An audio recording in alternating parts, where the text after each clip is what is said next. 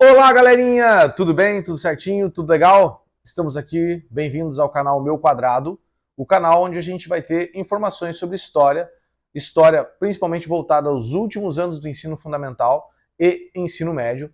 E hoje a gente está aqui para uma aula muito especial para falarmos sobre a revisão, para fazermos juntos uma revisão do conteúdo que nós vimos no nono ano do ensino fundamental, quarto bimestre, preparando você aí para as provas finais desse ano aí, para terminar o ano, fechar com chave de ouro e já pensar no ensino médio, tá? Então hoje a gente vai conversar sobre um pouquinho do conteúdo que nós vimos nesse quarto bimestre, fazer uma revisãozinha rápida aí para você se preparar melhor para acompanhar os teus estudos. Isso não substitui a leitura do livro, a leitura da apostila, ok? A gente está apenas fazendo um material de apoio para você poder aí se situar melhor, de repente tirar alguma dúvida enquanto você estuda e se prepara para as provas desse quarto bimestre, beleza?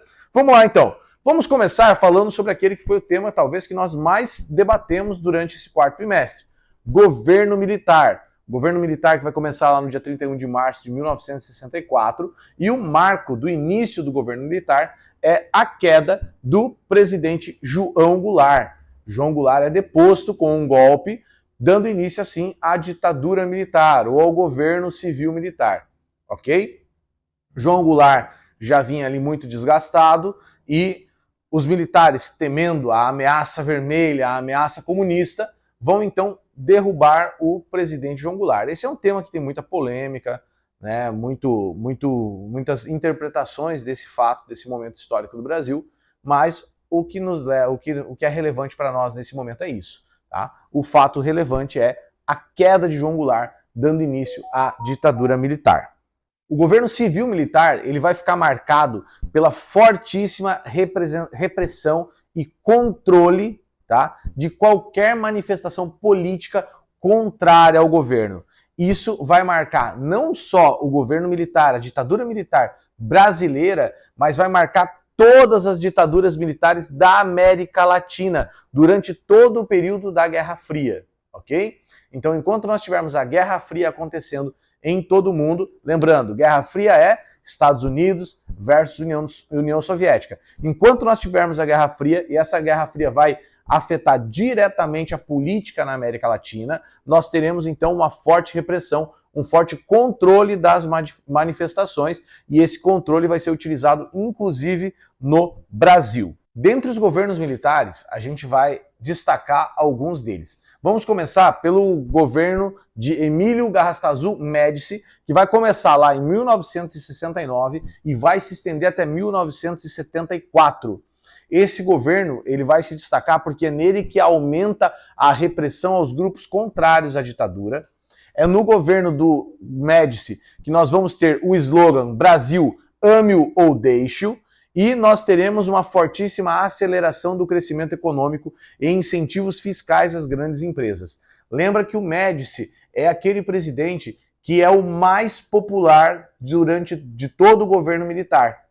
Tá? Ele vai capitalizar muito bem a popularidade vinda das vitórias brasileiras no esporte. O bicampeonato do Emerson Fittipaldi na Fórmula 1, o campeonato do Éder Joffre, que vai se sagrar campeão mundial de boxe, e, sobretudo, a vitória em 1970, o tricampeonato do Brasil na Copa de 70 de futebol. Então, ele vai ser um presidente que vai ter influência direta na seleção brasileira, inclusive demitindo o técnico da seleção brasileira, o João Saldanha, um pouquinho antes da Copa, e colocando no lugar dele o Zagallo. O João Saldanha, que era comunista declarado, e tinha ali uma questão de futebol também, ele achava que o Pelé estava perdendo a visão, então não ia levar o Pelé para a Copa. O Médici demite o João Saldanha e contrata o Zagallo, o Jorge Lobo Zagallo, o Zagallo que à época era bicampeão do mundo com o Brasil em 58 e 62 e vai ser o técnico do Brasil em 70.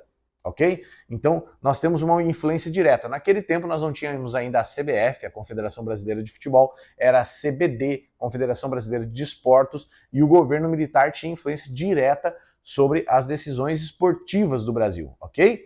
E aí, então, nós teremos o Médici capitalizando muito essas vitórias esportivas como sendo vitórias do governo brasileiro. E apesar disso, ele é o governo, é o presidente que mais vai e aumentar a repressão contra os grupos de oposição à ditadura militar. Então ele vai perseguir esses grupos e não vai permitir que nós tenhamos oposição ao governo no Brasil.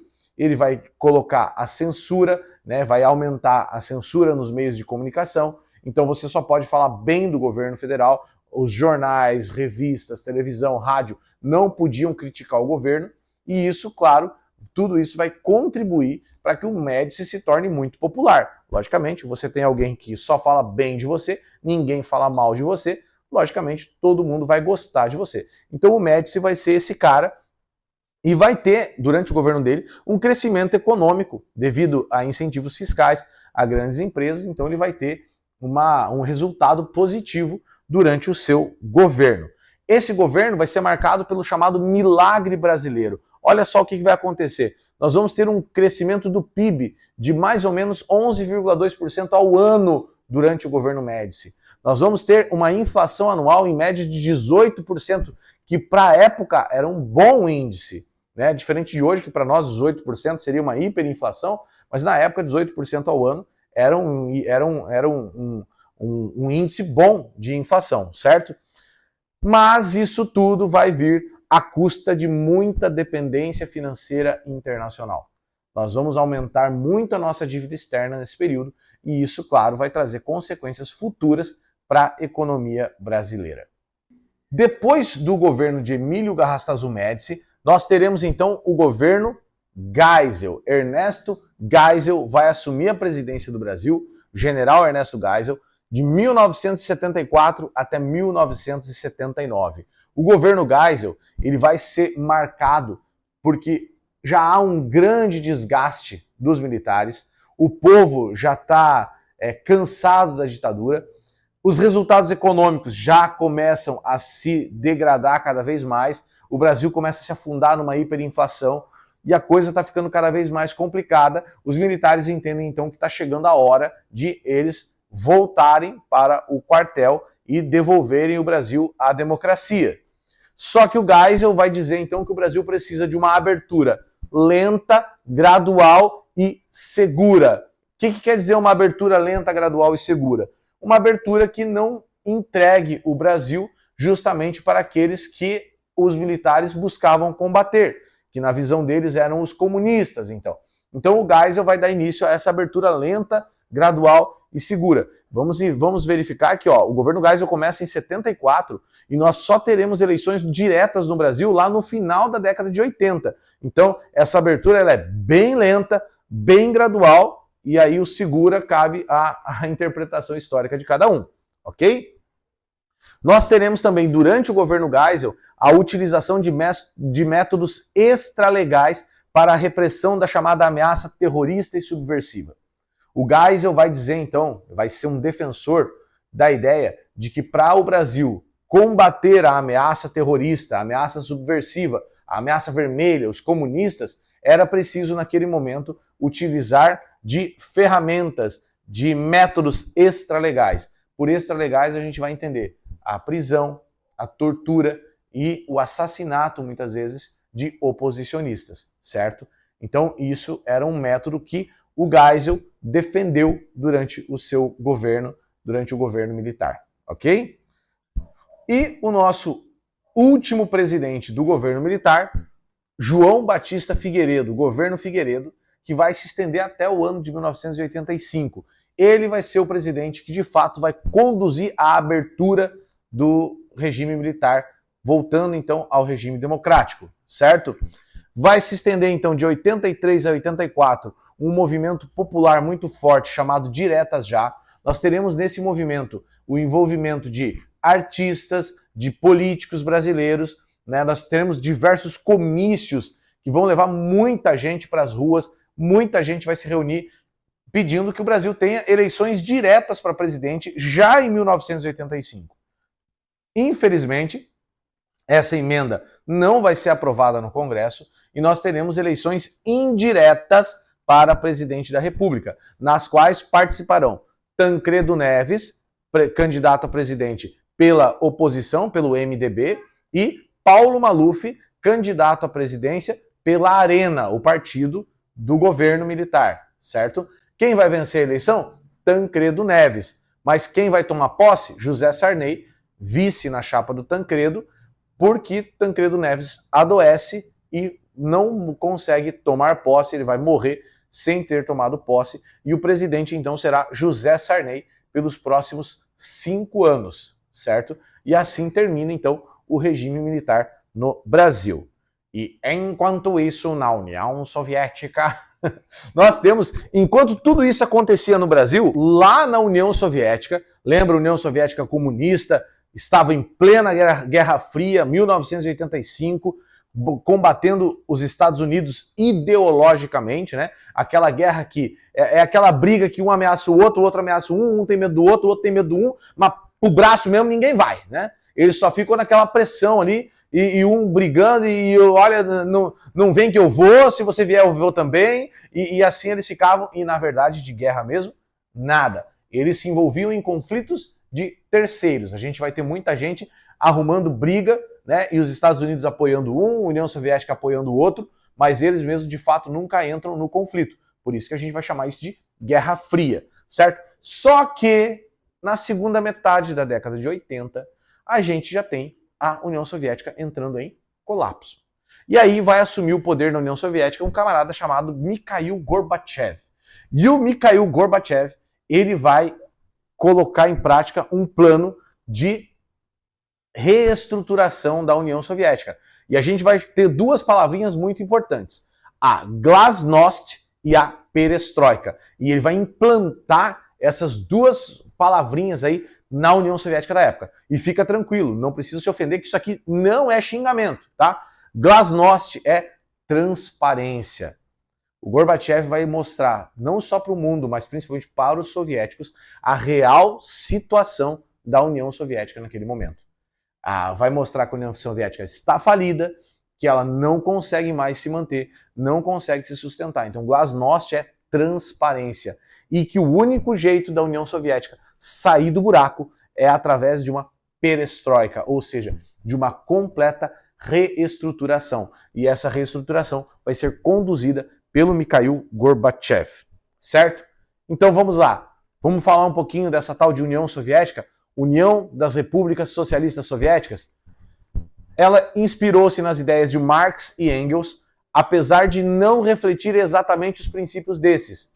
Lá em 1917, quando nós tivemos a Revolução Bolchevique, Lenin chega ao poder, eles vão chegar ao poder inspirados por Karl Marx e Friedrich Engels. Mas eles nunca vão implantar na União Soviética exatamente aquilo que Marx e Engels tinham pensado. Esse é um ponto importante para nós sabermos, né, para nós conhecermos como era a União Soviética. Outro ponto, o investimento militar e na corrida espacial comprometeu severamente o setor produtivo soviético.